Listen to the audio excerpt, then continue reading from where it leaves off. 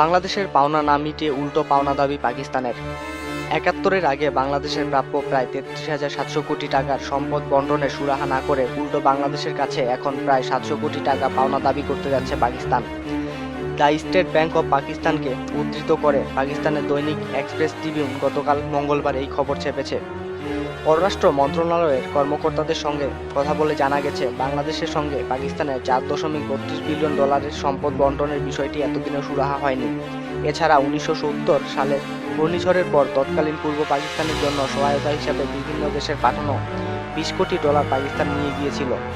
State bank of পাকিস্তানের ঢাকা শাখায় জমা হওয়া ওই ত্রাণের টাকা মুক্তিযুদ্ধ চলাকালের সময়ে ব্যাংকের লাহোর শাখায় নিয়ে যাওয়া হয়। বাংলাদেশ দীর্ঘদিন ধরে ওই অর্থ চাইলেও তা ফেরত দিচ্ছে না পাকিস্তান।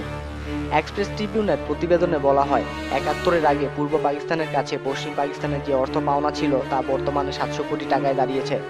অ্যাসেট ভ্যালুয়েশনের মাধ্যমে প্রকৃত পাওনা নিরূপণ করা হয়েছে।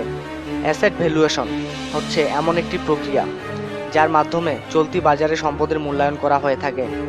পাকিস্তানের পত্রিকায় প্রকাশিত ওই প্রতিবেদনে বলা হয়, সরকারি অফিস, ঋণ, আগাম সুবিধা সহ বিভিন্ন বিষয়ে পরিবর্তনের কারণে পূর্ব পাকিস্তানের কাছে যে টাকা পাওনা ছিল ২০১৬ সালে জুন নাগাদ ভ্যালুয়েশন করে তা ৯.২১ বিলিয়ন পাকিস্তানি রুপিতে অর্থাৎ ৬০০,৯২ লাখ টাকায় দাঁড়িয়েছে।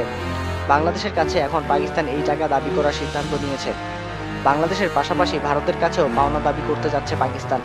১৯৪৭ সালে দেশভাগের আগে অর্থনৈতিক সম্পর্ককে বিবেচনায় নিয়ে দিল্লির কাছেও ৬০০ বিলিয়ন রুপি পাওনার দাবি করেছে পাকিস্তান।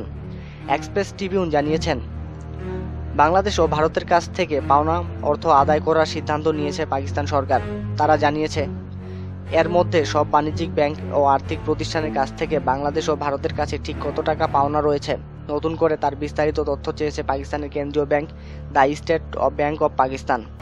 এছাড়া পাওনা ও বকেয়ার ক্ষেত্রে কোনো অর্থ মওকুফ করা হয়েছিল কিনা সেটিরও বিস্তারিত বিবরণ চেয়েছে ব্যাংকটি।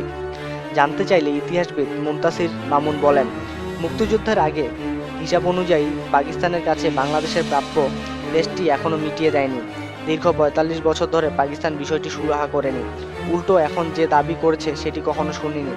নতুন করে একটি ইস্যু তৈরির জন্য পাকিস্তান এটি করছে, কাজেই এতে কান দেওয়ার কোনো কারণ নেই।